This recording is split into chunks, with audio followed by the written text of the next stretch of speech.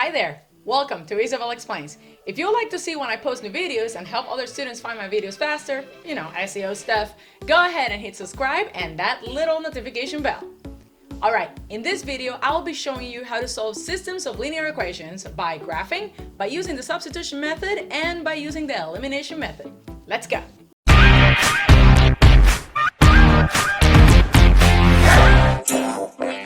First of all, what exactly is a system of linear equations? It's simply two linear equations graphed in the same plane. Now, unless the two lines are parallel, they will touch at some point. This point where they meet, we call the solution of the system of equations. Another way to think about it is that you're looking for that one value of x and that one value of y that work for both equations. Note, if the two lines have the same simplified equation, they will touch at every point. Therefore, they will have an infinite amount of solutions, and any x-y pair that works for one equation will work for the other. Now, the most common type of system of equations you will find are those that have only one solution, because they'll meet at only one point.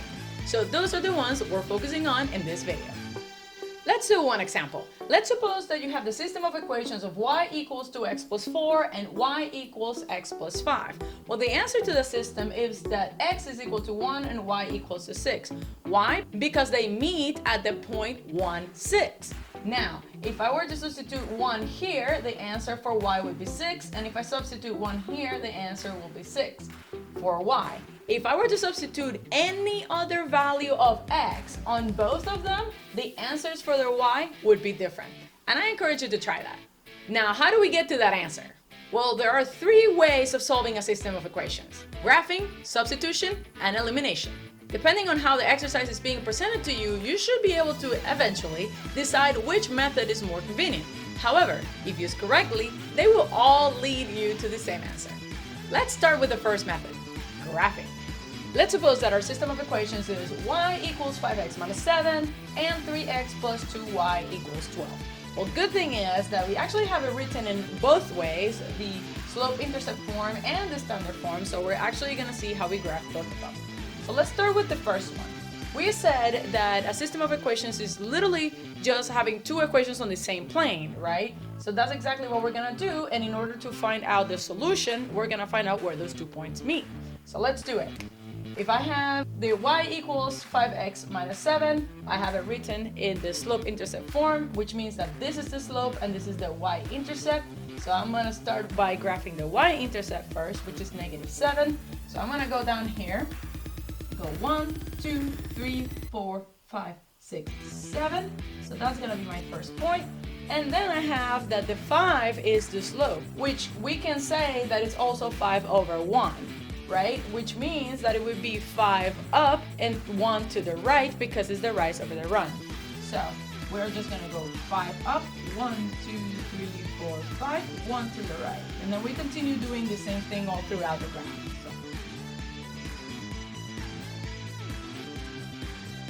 And that is what that line would look like. Hopefully yours would be a little more straight, but that's okay. So now we're going to graph the second one.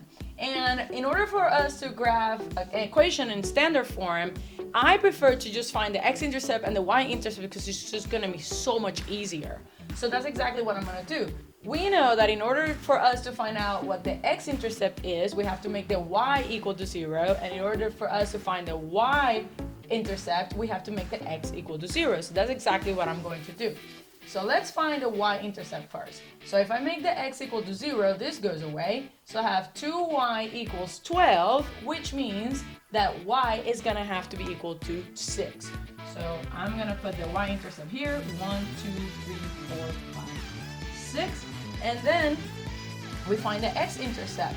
So in order for me to find the x-intercept, the y has to be 0. So if this is 0, the whole thing cancels out. 3x equals to 12. That means that the x is going to have to be equal to 4. So I'm just going to write it right here. So 1, 2, 3, 4. And then I can just go ahead and draw a line. Really, in order for you to draw a line, you really only need 2 points. Now, obviously, because our, perception of view is not that great, we usually like to have more points. But in reality, you only need 2 points. If you have a ruler or something like that, you can just go ahead and use that. So let's do it. Bam, and then we have the second line drawn. Now, we said that the solution of the system of equations is where the two lines meet. So let's find out where that point is. That point is right here, which means that the solution to the system is going to be the point 2, 3, which means that the answer is that x is equal to 2 and y is equal to 3. Now, sometimes graphing is not the best method because the coordinate in which they meet can be sometimes hard to determine just by looking at it.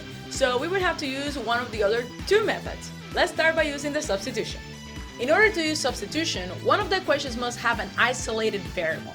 Meaning, if I have the system 2x plus 3y equals 7 and x minus 2y equals 6, I have to isolate either the x or the y in one of the equations. In this case, it makes sense to isolate the x of the second equation because it already has a coefficient of 1. So let's take advantage of that. So what I'm going to do is I am going to add 2y on both sides. So this will leave me with x is equal to 2y plus 6. Now, instead of having this equation, I have this one. Because we know that in order to find the solution of the system, the value of x on both equations have to be the same, I can just substitute whatever x is equal to on the second equation for the x on the first equation. So I would have this. I would have 2 times 2y plus 6 plus 3y is going to be equal to 7.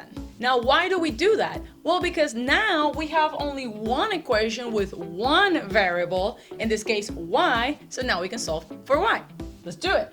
So the first thing we're going to do is distribute this 2 inside of the parentheses. So we have 4y plus 12 plus 3y is going to be equal to 7. So we combine like terms over here. So we have 4y plus 3y is 7y plus 12 is equal to 7. So I then get rid of the 12, pass it to the other side as subtraction. So I have 7y, so cancels out, is going to be equal to negative 5. And then I have to divide by 7 on both sides. So my answer for y is actually going to be negative 5 over 7. As you can imagine, this is going to be, if we would have graphed this instead of using the substitution method, it would have been really hard to just pinpoint exactly where in the graph that would be. So that's why the graphing method sometimes is not the best method to solve all of them. Now, how do we find the value of x where these two lines meet?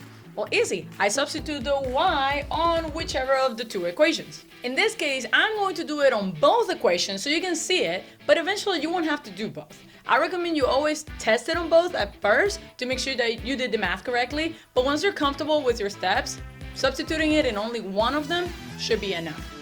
My preference would be this one because the x is already isolated. What does this mean? Let's do it. So in this one I have 2x plus 3 times negative 5 over 7 is equal to 7. So what I'm going to do is multiply the 3 times the negative 5 over 7. So this is 2x plus negative 15 over 7 is equal to 7. So what I'm going to do is subtract this to the other side, or technically add it to the other side because it's a negative number. So it's going to be plus 15 over 7. So I'm left with 2x is equal to 7 plus 15 over 7. Now we know that every single number is the same number over 1. So what we're going to do is we're going to find the common denominator for both fractions so we can add them, which is going to be 7. So I have to multiply the top and bottom by 7. So I have 2x is equal to 49 over 7 plus 15 over 7. 49 plus 15 is 64. So we have 2x is equal to 64 over 7.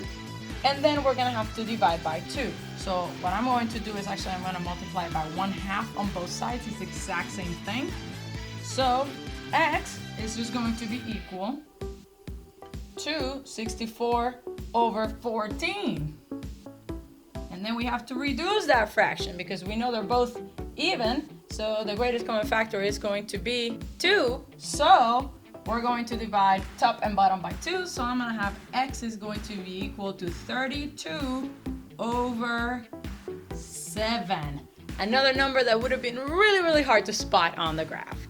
So let's go ahead and do it for the other one to make sure that we did our steps correctly. So we go ahead and multiply the 2 times negative 5 over 7.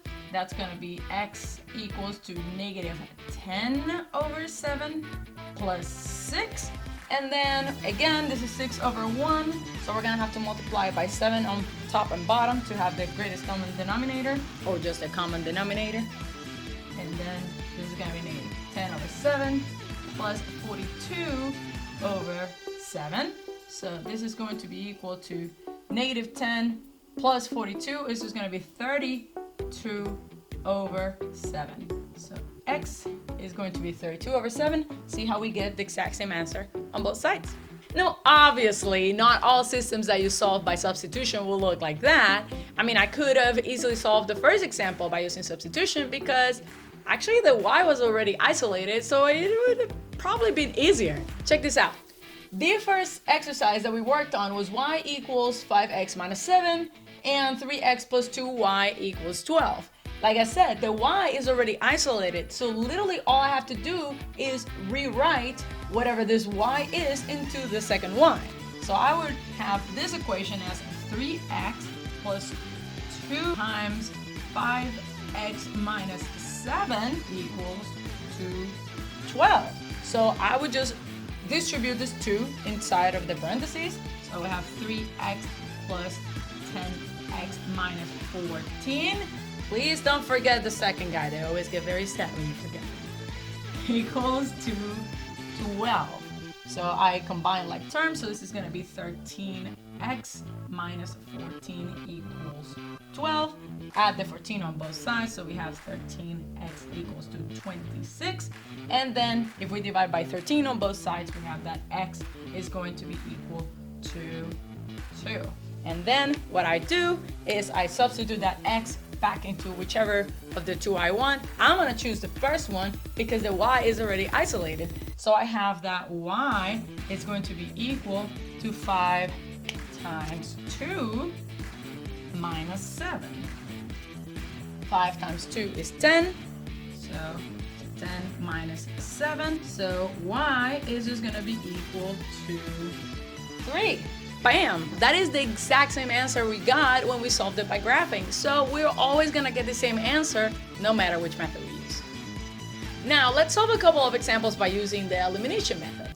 I left this one for last because not all systems will be easily solved by this method, but it is good to know just in case the opportunity presents itself to use it. Because when you do use it, it's super easy to solve the system. Let's do the first example. We have x minus 3y equals 7 and 3x plus 3y equals 9.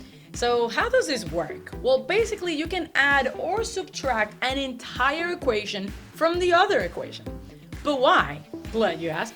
Because it'll eliminate a variable right away, and then we only have one variable to solve for first. In this example, what we're going to do is we're going to add the bottom equation to the top equation. How do we do that? Well, we just add up the like terms. That's all we're gonna do. So when I add x plus 3x, I am going to end up with 4x. And when I add negative 3y plus 3y, guess what? That is 0. Because I'm actually eliminating this, that's why it's called the elimination method. So this gets eliminated, and 4x is just going to be equal to 7 plus 9, which is 16. And then we divide by 4 on both sides, and we have that x is just equal to 4. Now, how do we solve for y? Well, the exact same way that we did it before. What we're going to do is we're going to substitute this x back into any of the two equations. So we're just going to choose the first one. So we have 4 minus 3y is equal to 7. So in order for us to leave the y alone, what I'm going to do is subtract 4 on both sides. So I'm left with negative 3y is equal to 7 minus 4 is 3. I divide by negative 3 on both sides, so I'm left with y is equal to negative 1. And that's it. My answer to the system of equation is x equal to 4, y equals negative 1, which means that they meet at the point 4, negative 1. Let's do another example. In this case, we have 6x plus 5y equals 4, and 6x minus 7y equals negative 20. In this case, instead of adding the second equation, what we're going to do is actually subtract it. And how do we do that? By being very, very careful with them pesky negatives. All right? Let's do it. So what I'm going to do is I'm going to place a negative sign in front of it. I'm going to put the whole thing in parentheses so that it helps me remember that the whole thing is being multiplied by negative 1, technically, not just the 6x, okay? So I'm going to rewrite this equation as negative 6x plus 7y is equal to positive 20. And that is what I'm going to be adding to the first equation. So let's do it. I'm going to eliminate this right here so that we don't get confused. So if I have 6x minus 6x, that's going to be 0. And then if I have 5y plus 7y, that's going to be positive 12y. And if I have 4 plus 20, that's going to be equal to 24. So if I divide by 12 on both sides, I get that y is equal to 2. And then again, in order for us to find the other variable, in this case the x, what we're going to do is we're going to substitute the y back into any of the two equations. So let's just do it on the first one.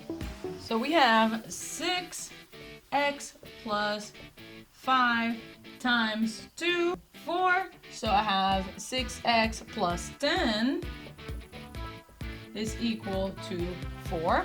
And then I subtract 10 on both sides. So I have that 6x is equal to negative 6. And then I divide by 6 on both sides. So I have that x is equal to negative 1. And that's it. My answer is x equal to negative 1, y is equal to 2. That means that they meet at the point negative 1, 2. Last example. Now, unfortunately, sometimes when we're asked to solve by elimination, the equations are not always laid out that prettily, I'm not sure if that's a word, for us. So what we have to do is multiply one or both of the equations by a number that will make the equations easy for us to add or subtract. Because what we really want is for one of the two variables to disappear. That's why it's called elimination. So let's see. In this case, we have 2x plus 3y equals 6 and x plus 2y equals 5. Now, as you can see, we can't just add or subtract one of the equations because it will not eliminate one of the variables. So I can do two things. I can either multiply the bottom equation by negative 2 to eliminate the x's, or I can multiply the top by 2 or negative 2 and the bottom by 3 or negative 3 to eliminate the y's. I'm going to do both so you can see it both ways, and then you can choose whatever works for you. Let's first multiply the bottom equation by negative 2. So if I do that, again, I'm going to put this in parentheses, the entire thing, so that I can remember that the entire thing is going to be multiplied by negative 2. So what I'm going to have now is negative 2x, negative 2 times positive 2y is negative 4y, so minus 4y. And it's going to be equal to negative 2 times 5, which is negative 10. And now we have a positive 2x at the top and a negative 2x at the bottom, so those two can be eliminated. So I'm just going to add the bottom equation to the top equation. 2x minus 2x is 0. 3y minus 4y is negative 1y, or just negative y. And then equals to 6 minus 10 is going to be equal to negative 4. Now, this is negative y equals to negative 4.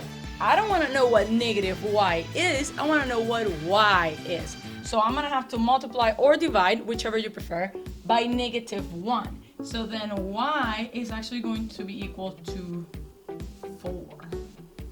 Now, how do I solve for x? Well, again, I'm just going to substitute the y equals to 4 back into any of the original equations. I can actually substitute it in any of the three. I personally prefer the second one because it's easier. The smaller numbers that you can work with, the better. So x plus 2 times 4 equal to 5. 2 times 4 is 8, so we have x plus 8 is equal to 5. Now I subtract 8 on both sides, so I have x is equal to -3. So the answer to the system of equations is x equals to -3 and y equals to 4, which means that they meet at the point -3, 4. Now let's try it with one of the other two versions that I mentioned earlier. As I mentioned, the other thing I can do is multiply the top by 2 and the bottom by -3. So I'm gonna do exactly that. So I can just rewrite this as 4x plus 6y is equal to 12. And the bottom one, I'm going to rewrite it as -3x minus 6y is equal to -15. Why do I do that? Because now in this case, I'm going to be eliminating the y instead of the x. So when that happens, I have 4x minus 3x, which is just x, and then 6y minus 6y, which is 0, and then 2 minus 15 is going to be equal to -3. So x is just going to be equal to -3. I go ahead and substitute the x back into any of the equations. I'm just going to do it over here. So -3 plus 2y is going to be equal to 5. And add 3 on both sides. 2y is going to be equal to 8. And y is equal to 4 when I divide both sides by 2. And that's it. Again, we get the same answer that x is equal to -3 and y is going to be equal to 4. So just choose whichever substitution works best for you. There's not really just one way to do it. You always choose the best way that works for you. Thank you so much for watching. If you would like to do some more practice on your own, I left you a few worksheets on the video description. If this video is helpful, tell me in the comments and make sure to give it a thumbs up. And by the way, don't forget to subscribe so you can find more videos like this one when I post them. I'll see you next time.